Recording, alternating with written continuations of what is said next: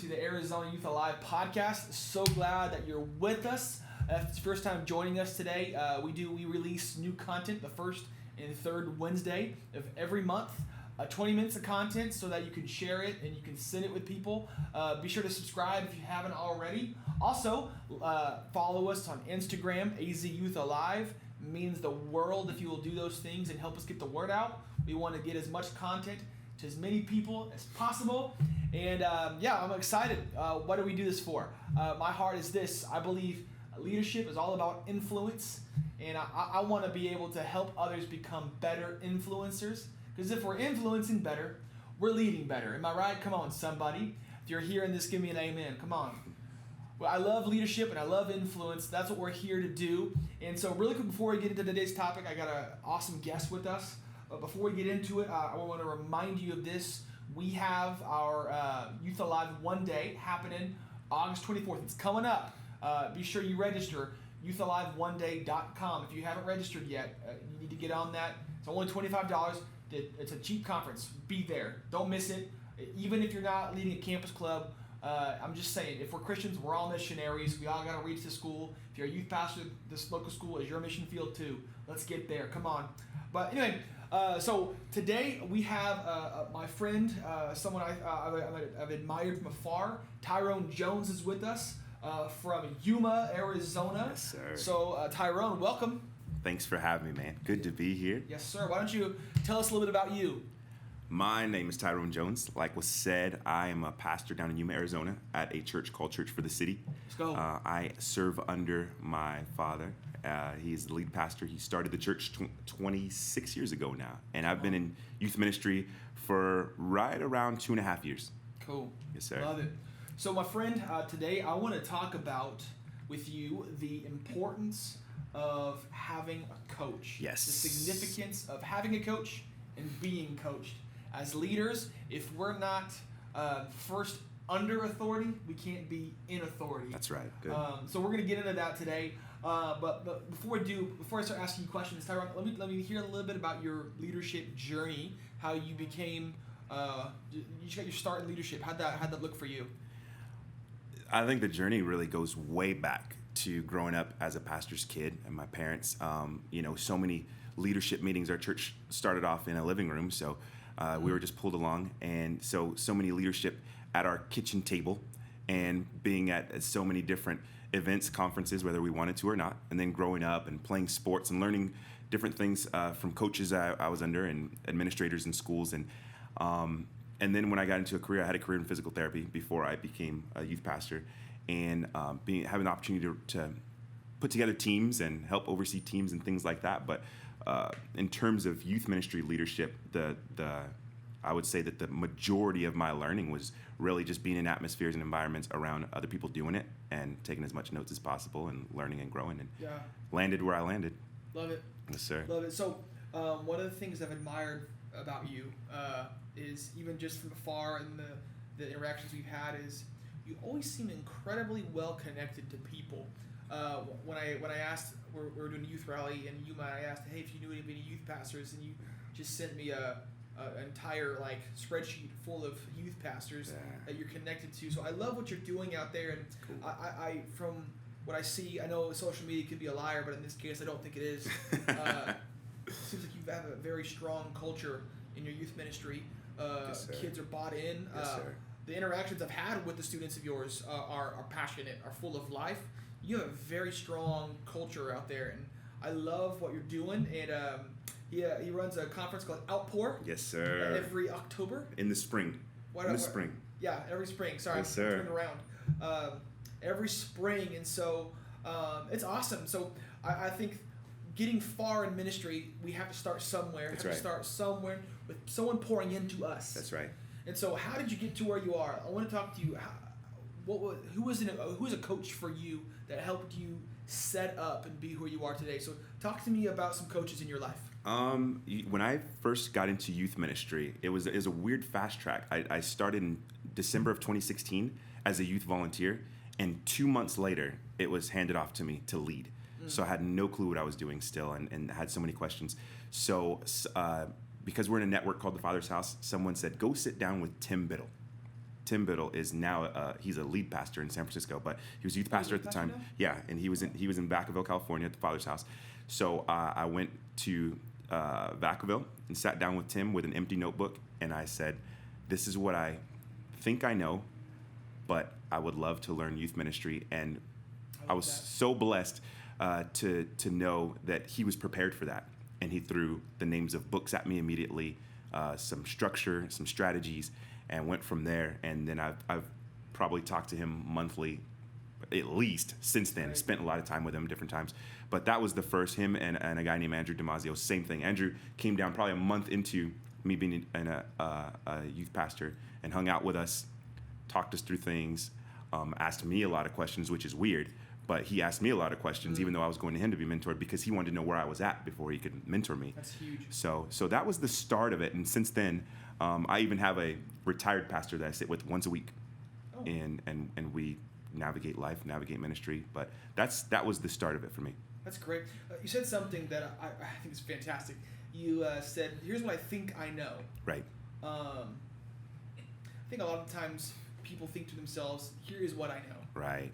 And come to this idea that in ministry or just in general and learning, we don't ever arrive. Mm-hmm. It's this idea that, like, hey, what I knew yesterday, tomorrow culture could change. Absolutely right. Completely wrong. Yes, sir. So coming into being coached with this idea that here's what I think I know. Yeah. And I'm willing to be. So would you say, how is, like, when it comes to receiving mentorship? Yeah.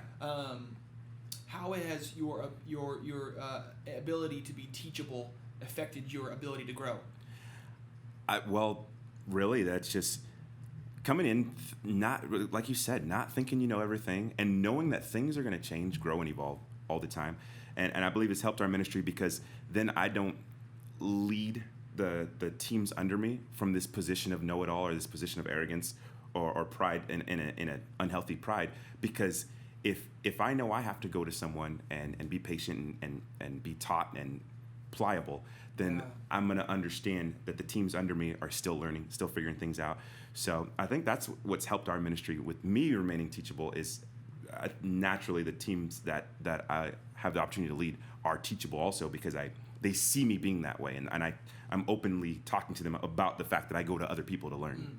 That's fantastic. How about this one? Yeah. I think a lot of times I meet with some other youth pastors, and they're like, no one's mentoring me. No one's taking care of me.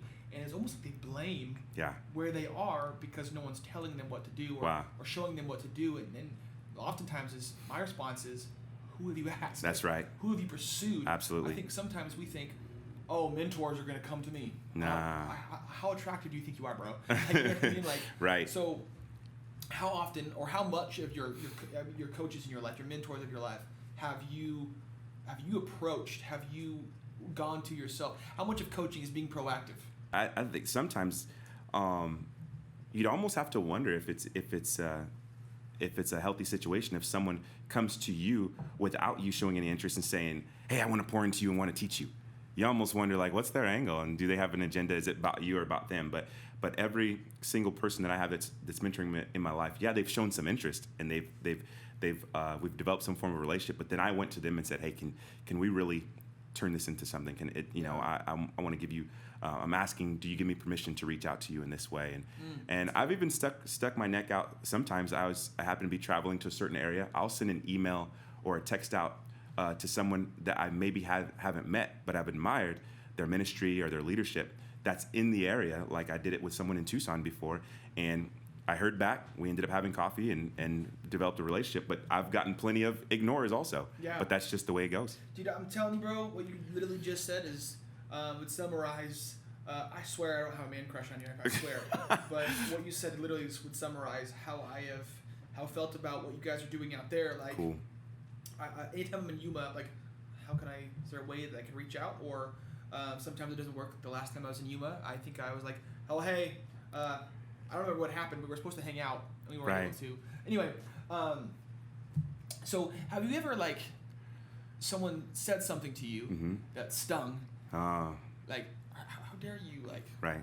So how do you get yourself out of the way when they're trying to critique, in a positive way, Right. critique your ministry. I think a lot of times we look at our craft, Yeah. especially preaching. Right. We look at our craft, and if someone says something about it, we take it personally. How have you figured out how to get out of the way? I think you get ahead of it. So if I have someone that's mentoring me, and the people that do, I tell them ahead of time, you have permission to wound me. So when I say that, it's not just for them, but it's for me. And I have to remember, I told them, you have permission to wound me, and you have permission to speak into my life and my leadership in whatever way you feel led to. But also to your mentors in your life should be people that you know love you and believe in you. So even if they do say things that sting, you have to always look at it and receive it through a scope that they're telling me this because they love me and believe in me. So Yeah. it's the Man, best I that's can so good. say. That's so good. I think a lot of times we say, hey, coach me, Right. but don't say anything that hurts my Yeah. feelings. Yeah. Just tell me how good of a job I'm doing. Exactly. So I got a few friends that I send almost everything that I do to That's them. great. Smart. And I have a really best friend, and like he's just like the most positive dude in the entire world. Yeah. And so he's always like, so sick, so great. Yeah. And I'm like, tight, bro. And then I have another friend who's like, I send him stuff, and then he'll give me like page after page after page after page. I'm like, Oh man. good Lord. Yeah. And I'm like, what? How are you that good at nitpicking? Exactly. But it's so good, and I need that. Right. And so Right. Another And thing good about on you for doing that. yeah, absolutely. So another thing about getting coaching is we oftentimes think to have a coach or have a mentor, I need to sit like this with them. And that's right. not the case. There's mentoring from afar, right? Right. So for me, Chris Hodges There at you Church go. of the Highlands. Yes, sir. Him and Craig Rochelle, I Yeah. listen to them all the time. Same. And Craig Rochelle Leadership Podcast is Yeah. why I want to do this podcast, There right? you go. That's good. Or like a Furtick. Like Mhm. those bros, like they've never met me. Right. And they would probably be the ones if I emailed them, I probably wouldn't do anything back. Right. Right. But you're learning from it. But I'm learning from them. Yeah. They're a mentor to me. So what would you say to a youth pastor who says, like, no one's teaching me? Yeah. What would you say to them? Like, because on my end, I'm like, you're not trying. Like, look at all these resources. What would you say to a youth pastor that doesn't know what his options are? I think we're probably in one of the easiest ages, maybe the easiest age in terms of getting resources of all time. You know, like there's so much YouTube, podcasts, books, conferences, events. I think the best thing to do is sit down with your youth, your lead pastor. Sit down with your leadership. Find out where they want you to grow. Find out what they want from you, what they're looking for in you, and then go out and find the people that are doing that. Mm-hmm. And also to get a good hold of your church's DNA and your lead pastor's DNA, and find out people that are doing great things that have similar DNA, that have similar, even similar structure. Like you can, like you said, Chris Hodges, Church of the Highlands. Our church is nowhere near the size of Church of the Highlands, but we can follow their structures and scale it. You know, exactly, and scale it. So find people, reach out and do that. But also to find people that are in the journey with you. Yeah. Maybe the same size as your church or the same length of ministry as you, and say, hey, I'm going to look up some resources. You look up some resources, and let's link up and see what we found together. You know, but it's you got to be hungry. Go out there and find it. Yeah, that's so good. So, even though we're talking a lot about youth ministry, a lot about youth pastors right now, like this is still for students as well. So, like students, if you're out leading a campus club, you're making something happen on campus. Yeah. Your number one coach is your youth pastor. Absolutely. So if you're not talking to, listen, like if a student says to you, hey, I need help, your number one is like, let's do it. Yeah. I think no youth pastor in their right mind is going to turn away a student if they're looking for help. No, absolutely. They're looking for, unless if they are, they shouldn't be a youth pastor. Yeah. You know what I'm saying? But so we're talking a lot about that, but also students that are listening to this or watching this. Yeah. No, this is very much for you as well. Absolutely. Like, don't do ministry alone too. You know what I mean? Like, you need a coach. You need someone walking you through the process, because youth pastors, they've been there before. Yeah, absolutely. If you feel like you're failing on campus, promise you, every youth pastor has felt like they're failing. Every youth pastor. So I've heard I've heard pastors say that every person in their life, they need a Timothy. Yeah. Someone they're discipling, they're coaching. Right. And everybody needs a Paul. Yeah. Someone to look up to. Right. And then a Peter, someone that you're on the same level with. Right. Someone that's on par with you. Yeah. So who would those three be in your life? So yeah, we use the phrase in front of me, behind me, and next to me. Okay. Same thing though, like you said. In front of me, of course, my dad's in that position. He's my lead pastor, my dad, and I've watched him do it. A pastor by the name of the retired pastor I sit with every week, Pastor Ralph. He's ahead of me. They've navigated through ups and downs of ministry, and they're finishing well. Not that my dad's finishing anytime soon, but you know what I'm saying. They should, please don't be. But you see they've weathered the storm and built great things. Behind me, or the Timothy would be some young guys. This guy Josh Martinez that's with me right now. There's a couple other young leaders in our church that are on our leadership team. That those are the guys that I'm pouring into. You know, our student leaders, a guy named Jacob Lerma. They're doing great things. They're teachable. And next to me, some of my best ministry friends. One guy named Jared Lemke out of Napa, California, with the Father's House. Andrew Damasio, great friend. Dustin Woodward is someone who I've recently linked with, and he's just become a tight friend already, but also, so he's kind of in that, we're the same age, so some similarities in life and stuff, but he's been doing ministry much longer, so that's been great. Brandon Cormier was one of the first people to really show me a lot of love and just say that I believe in you, and so there's quite a bit. Been so blessed to be surrounded by some great people, man. Yeah, man, that's fantastic. So I've heard someone say the people who are the most surrounded are the most grounded. And I do my very best. And I've learned just probably within like the last year and a half, 2 years, that like, man, I do have a lot of people around me. Like, that's why I'm here. Wow. I would not be where I am if I didn't have a coach. That's so good. If I didn't have people pouring into me. So like, their ceilings become my platform. Wow. Not that. Yeah. Anything, No, like, that's a great. No, I know exactly what you're saying. That's great, man. So not that like my mentors, not that any of them have plateaued yet. I understand. I mean, my grandpa is 93. Wow. He's deaf, blind, almost deaf, blind, and can't move. And he's wow, man. He's not. He can move. He can't walk. Sorry, he's in a wheelchair. I understand. But even him, still, it's like I might be in a nursing home, and my body is almost completely done. But he's starting a Bible study in his nursing home, and he just retired as a senior pastor, like maybe not even a year ago. And so I look at him and I'm like, what is it? What has he learned that I need to tap into? Wow. And so like his ceiling is literal his physical body. You know what I mean? And that's become for me this platform where he, till his dying breath, he will not stop. He will not give up. That's incredible. He's still thinking, how can I send people to Africa? Come on. How can I reach the lost still? And so like you've always got to have people you're looking at, and looking for. You know what I mean? That's so great. I love always that. got to have that. I think if you're not surrounded, you won't stay grounded. Very good. If you're not surrounded, you won't stay grounded. How easily would it be for you if you weren't connected to get discouraged and quit? Oh man, daily. Yeah. Every Thursday morning. Exactly. Thursday morning, you get rid of everybody and you quit. Absolutely, man. Yeah, I can't tell you how many times I have a buddy named Austin. We became youth pastors in Arizona about the same exact time, and they meet on Tuesdays. We met on Wednesdays. I can't tell you like how almost to a T, like every Thursday, like, hey bro, how'd you guys do this week? All right, how'd you guys do this week? All right. Yeah, like, exactly. You know, like we might be discouraged, but we're gonna be together. Yeah, man. We both moved out here to plant a church. Wow. And so it was like perfect timing. Yeah. And they're killing it right now. By the way, It's cool. He's still here in Arizona, huh? Yeah, still there. I think he is 5 years in. Wow. Yeah, because he moved out right before I did, so I'm 5 years in now. So they're just fantastic. Austin, if you're watching, shout out, love you, bro. Thanks for your help. Awesome. So yeah, dude, so good. So what I could do is I could talk to you for hours. Yeah. Because I think we have a lot of the same idea when it comes to leadership. Absolutely. And so eventually, if this video gets a lot of likes, we'll bring you back. Yeah. Well, it's good seeing you, man. I think that's gonna be it. Yeah. You know? We'll definitely have you back eventually because. I hate we're about to lose time, but I hate the fact that it's only 20 minutes. Yeah. You get right into it. Yeah, but it's fun. It's been great. It's good. So I like to keep people wanting more, not wanting it to be over. Yes, sir. You know what I mean? Yes, sir. Appreciate that. So thanks so much for being here. Really Love quick, it. tell the camera how they can follow you. Okay. Yes. Personally, it's Instagram at Tyrone D. Jones.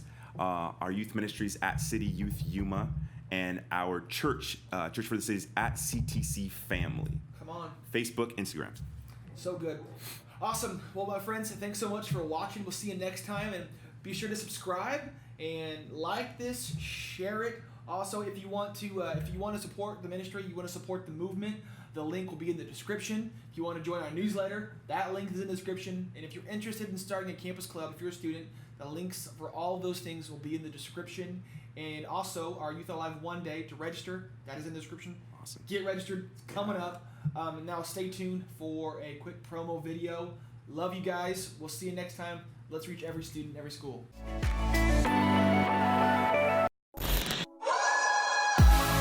Say, Jesus, the answer is yes before you even ask the question.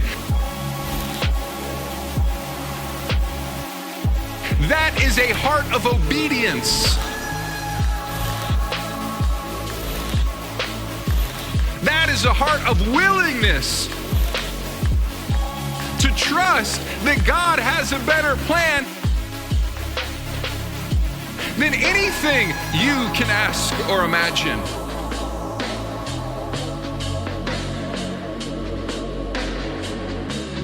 The answer is yes.